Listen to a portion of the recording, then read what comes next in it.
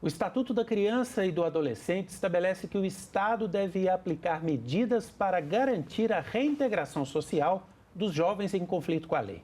O objetivo é que eles não cometam outros atos infracionais e que encontrem caminhos para superar as dificuldades do convívio social. No programa Cidadania, nós vamos falar da meditação como um instrumento para ajudar nessa ressocialização. A nossa convidada é a terapeuta integrativa Francisca Vale, que durante 6 anos conduziu um trabalho de meditação com jovens de uma unidade de internação, que deu origem a um livro que daqui a pouco a gente vai mostrar e vai falar um pouquinho sobre ele. Francisca, obrigado por ter comparecido aqui ao Cidadania para nos ajudar a entender como é que a meditação ajuda esses jovens. Obrigada a você pelo convite. Eu queria começar perguntando o seguinte: como é que surgiu esse projeto? Quer dizer, você trabalha com meditação, a unidade de internação estava lá, como é que foi feito esse contato? Qual era a proposta quando essa ideia surgiu? Quando eu recebi o convite, era para ir dar amor na unidade. E eu logo aceitei, não tinha muita ideia de o que eu ia fazer.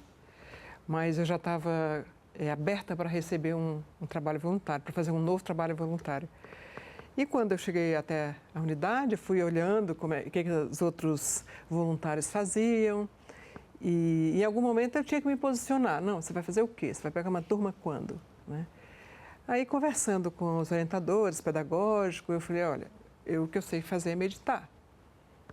E aí fizemos ali um pouco de meditação junto com essa coordenação. E a coordenação, isso é ótimo, a gente também quer. Pode fazer com os meninos. Então, você não tinha, o convite não foi especificamente para meditação no primeiro momento? Não, foi para fazer um trabalho voluntário com os meninos. Porque, como você disse, o próprio estatuto, ele prevê que se façam atividades, né, e o diretor da unidade estava muito aberto para isso, façam atividades que deem oportunidade para os meninos, levem para os meninos novas perspectivas de vida. Bom, você trabalha com meditação em ambientes controlados, consultório, né? Quando você teve a ideia de trabalhar com meditação com aqueles meninos, como é que você encarou esse desafio? O que foi preciso adaptar para que a meditação pudesse ser feita ali mesmo, naquele ambiente? Então, eu não comecei meditando com eles. Inclusive, a gente chamava a oficina de aquietação. Então, conversava um pouco, ia observando os meninos.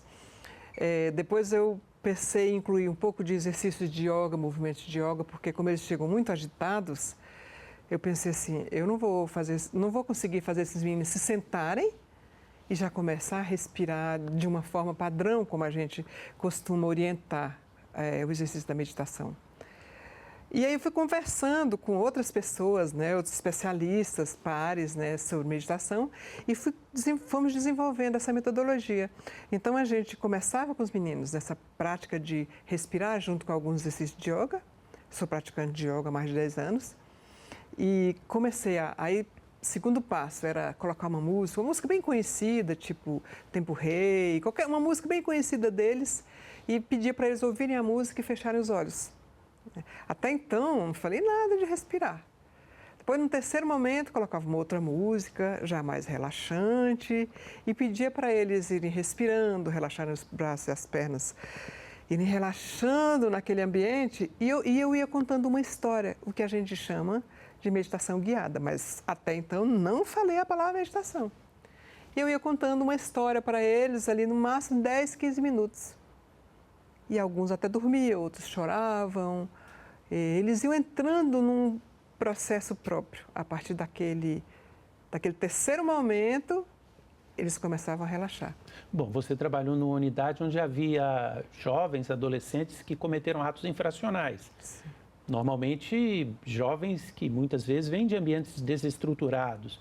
Como é que eles, num primeiro momento, receberam essa proposta? Foi difícil trazer esses jovens para dentro do projeto?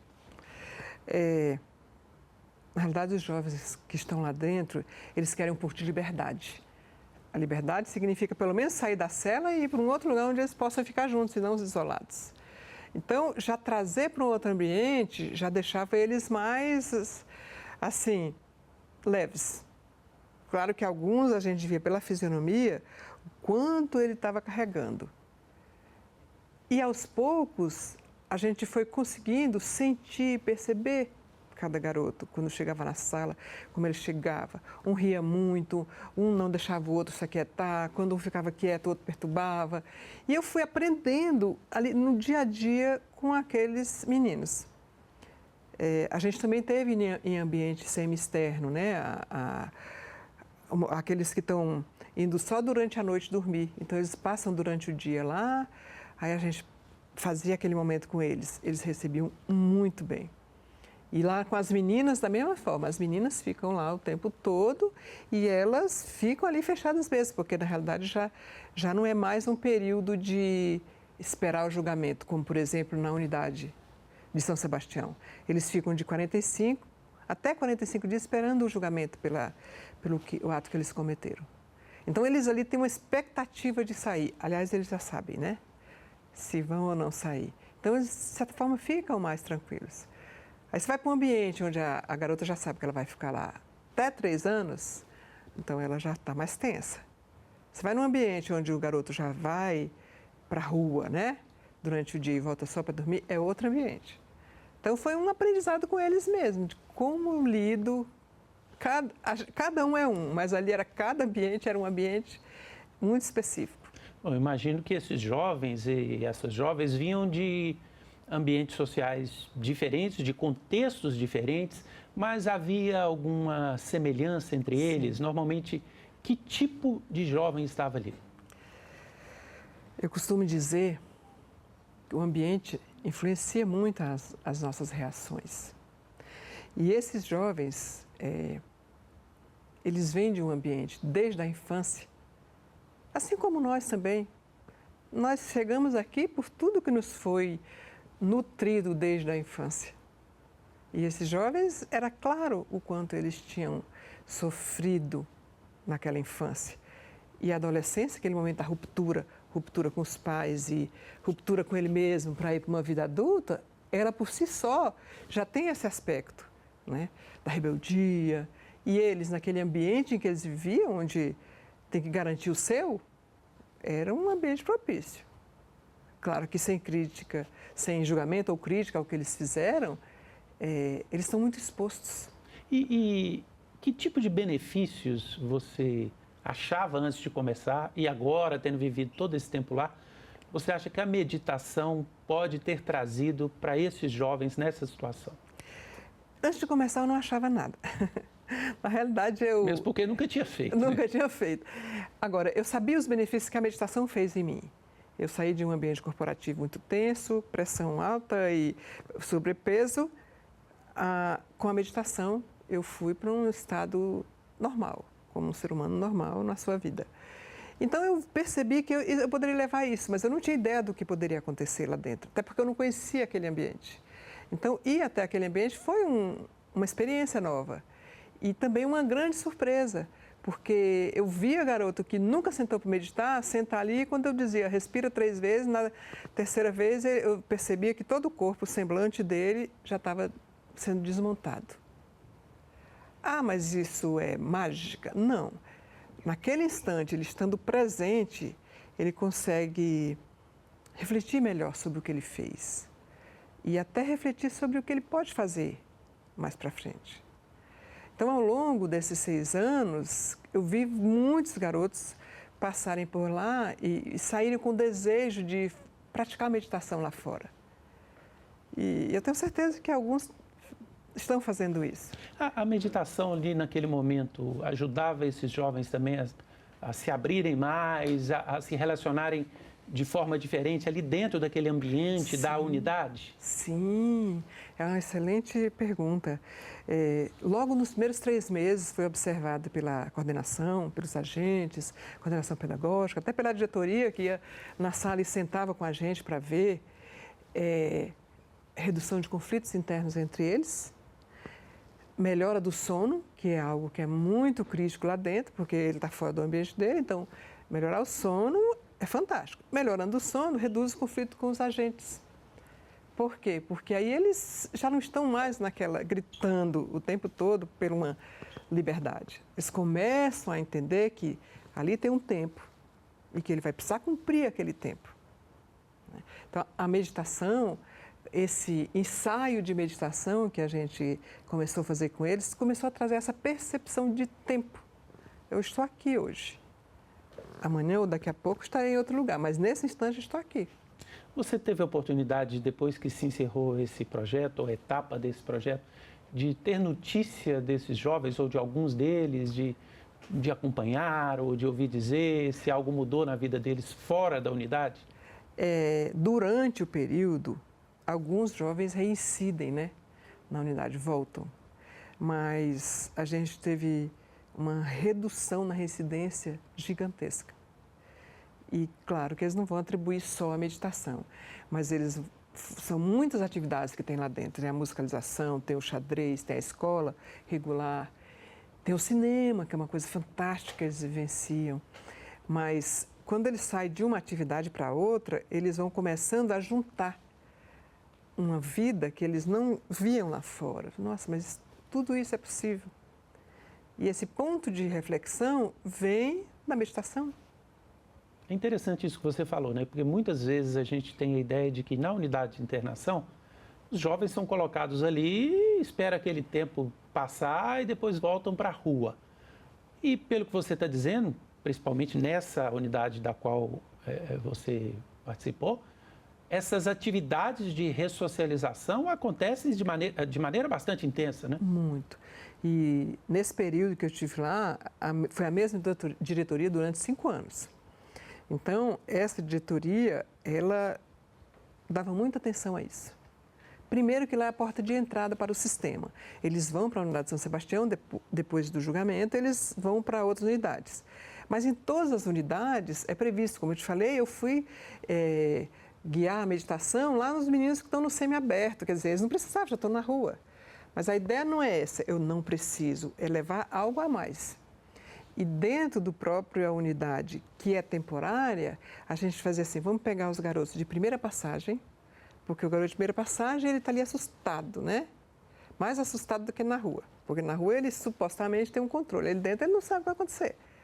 E os garotos que vão ficar até 90 dias, que é o Sansão. Por quê? Porque a gente trabalha aquele de primeira passagem e trabalha aquele que já tem um tempo a mais ali, para trazer para ele um movimento de que isso que eu fiz me leva para mais vida ou está me trazendo para um lugar que não quero estar? Pois é, você ficou lá 6 anos. É um tempo longo. Um tempo longo, Nesse período, você sentiu, tanto em você quanto nos jovens, alguma mudança no sentido de que, ao final do período, você já conhecia os caminhos de forma mais eficaz para fazer diferença na vida daqueles jovens? Sim, eu vou dizer que quando eu cheguei lá, eu já meditava há uns 5 anos. Hoje já medito dobrou o tempo, né? 11, 12 anos. E teve muita mudança em mim, como ser humano, de perceber que ali não são marginais, tem que, né? Essa percepção. Tudo tem um motivo e um objetivo. Aqueles garotos ali fizeram algo, claro, prejudicou a sociedade, mas o quanto eles também estão sofrendo por aquilo. Então, benefício, sim, aprendi muito e eu considero que muitos deles ali aprenderam bastante. Aprenderam principalmente a se enxergar. E muitas vezes eu perguntava, agora, depois disso, por que você fez o que você fez? Não ficava criticando nem querendo especular o que eles fizeram. E muitos diziam, se eu tivesse ouvido a minha mãe, se eu tivesse dado mais, se eu isso, aquilo. Então, eles sabiam que tinha um outro caminho lá atrás, só que aquele caminho não oferecia tantas vantagens como supostamente aquele caminho que levou ele lá para dentro. E você falou, né, que eles se referem à família. Você acha que o trabalho que foi feito com esses jovens ali dentro da unidade de internação, ele teve reflexo também nas suas famílias? Eu quero crer que sim. Não posso afirmar, porque não foi um trabalho de ir lá fora e trabalhar com a família, né? Mas eu quero crer que sim. Quando alguns voltam, um garoto esteve lá com 13 anos, depois ele volta com 16. E eu olhava, nossa, você cresceu. Ele, professora, e sabe que eu lembrei muito de você lá fora. Então, assim, eu acredito que, de alguma forma, aquilo que foi passado ali dentro trouxe algo para ele. Ele voltou, Ele voltou, porque a circunstância que ele vive, nem sempre ele tem ferramentas para sair daquilo. Bom, eu falei no início da nossa entrevista que essa sua experiência gerou um livro, que a gente vai mostrar aí, eu queria que você mostrasse, que se chama Plantando Sementes. Esse livro que você lançou no mês de março, né, Francisca? Ele é uma reprodução de depoimentos, ele é um relato seu da experiência. Como foi construído o conteúdo desse livro? Esse livro especificamente, eu ouso dizer que é quase uma história de amor, porque eu não trago dramas nem caos aqui. Eu trago algumas pequenas falas deles, como eu posso até ler alguma aqui. E eu trago também um paralelo entre a nossa vida aqui fora e a vida deles lá dentro. Porque a nossa vida aqui fora só muda a nossa idade, que nós como adolescentes, nós na nossa infância, nós com os nossos pensamentos que não param nunca, é exatamente igual ao que eles estão vivendo lá dentro. Eles só estão em ambientes diferentes, em idades diferentes que a nossa. Mas, por exemplo, eu tenho um capítulo aqui que fala quem é você na adolescência. Na realidade, se a gente for pensar, quem fomos nós na adolescência? Eu fui uma adolescente muito danada, não é? E é exatamente a fase que eles estão lá. A adolescência querendo descobrir, querendo fazer, querendo ser visto pelo mundo. Eles não têm essa consciência, eles não têm. Muitos. Outros eles têm sonhos, que é um outro capítulo em que eu falo. Eles também sonham. E o livro traz reflexões, na realidade. Quando eu comecei a escrever o livro, a ideia era assim, contar relatos, eu falei, não vou fazer uma história de drama nem de caos. Eu vou trazer algo para que nós possamos refletir sobre o assunto. Porque o assunto diz respeito a nós também. E o primeiro capítulo ele fala de para onde vão os pensamentos. E a gente percebe que hoje todos nós andamos perdidos em nossos pensamentos. Pensamos tanto, quando não estamos na frente da tela, na televisão, não sei o quê, buscando algo para fugir, mas não observando necessariamente o que estamos pensando. E também vamos lá e cometemos pequenos atos que nos prejudicam, que é o caso deles, cometem atos que os prejudicam a outros também. Mas quantas vezes nós mesmos nos prejudicamos com nossos pequenos atos por não estarmos atentos?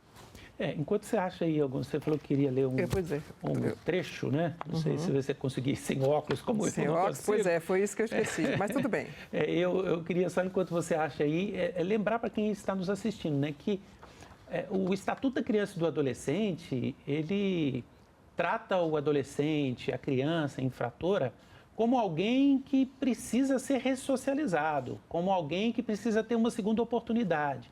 Daí a necessidade de que nessas unidades de internação, eles sejam impactados por uma série de atividades, né? Tenham acesso a uma série de atividades que possa gerar algum tipo de transformação. E é disso que nós estamos falando, né? Como é que, nesse caso, a meditação pode gerar algum tipo de transformação, né, Francisca? Muito sempre que a gente terminava um exercício, fazia algumas perguntas, né? E, por exemplo, aqui que eu abri em que nós fomos falar da infância. E aí a fala do jovem nem gosto de lembrar da minha infância. Sofri tanto na infância que não tem nada de bom para lembrar. Então... forte isso, né? Porque não tem nada de bom para lembrar da infância. E aí? Como é que ele segue para a vida? Como é que ele vai se tornar um homem, no caso do homem? Então, é complicado.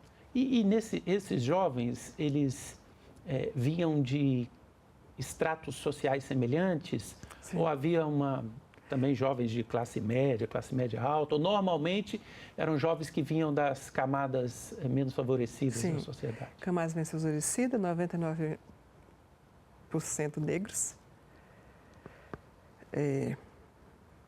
Ou seja, aí também a gente está vendo um corte. Um corte, né? Que é o corte da nossa sociedade em relação aos negros, né? Sim, um corte. E eu observava, e tanto quando tinha um garoto branco e às vezes cabelo loiro, eles logo apelidavam, eles logo faziam bullying, né? Porque era raro ter um... Era raro. Até que branco, sim, mas cabelo louro, liso e louro e olhos claros, raro. E aí eu pegava isso e eu trabalhava com isso. no fato de que somos todos iguais. Apenas a cor da pele, o cabelo, né? Bom, você ficou lá 6 anos, eu imagino que acabou a sua participação nesse projeto lá, mas continuou? Isso gerou um processo contínuo ali naquela unidade? Então, o projeto foi encerrado agora, no início do ano, essa primeira etapa. A gente já está trabalhando com pessoas para dar continuidade ao projeto, porque é de todo interesse da unidade, né? É que os ciclos da vida vão levando a gente para outros caminhos, né? E eu senti que vamos treinar outras pessoas, vou colocar outras pessoas à frente. Nós éramos um grupo de voluntários, em um determinado momento, nós éramos 7 voluntários, a gente ia a 3 unidades, né? 2 para cá, 2 para lá, 2 para lá, até 2 vezes por semana, mas como eu falei, é um projeto voluntário. Então, é preciso cada um ter sua sustentação, né?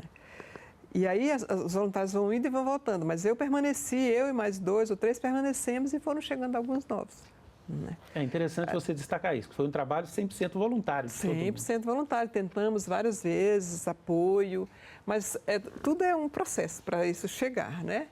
Mas a gente teve um apoio gigante da unidade, a própria unidade, principalmente a unidade São Sebastião, eles sempre estavam buscando nos apoiar com os poucos recursos que eles podiam disponibilizar.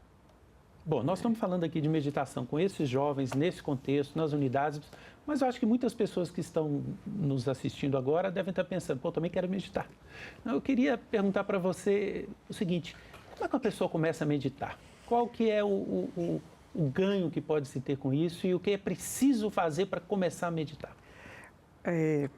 Eu costumo dizer que é só começar, só respirar conscientemente, porque a principal ferramenta está aqui.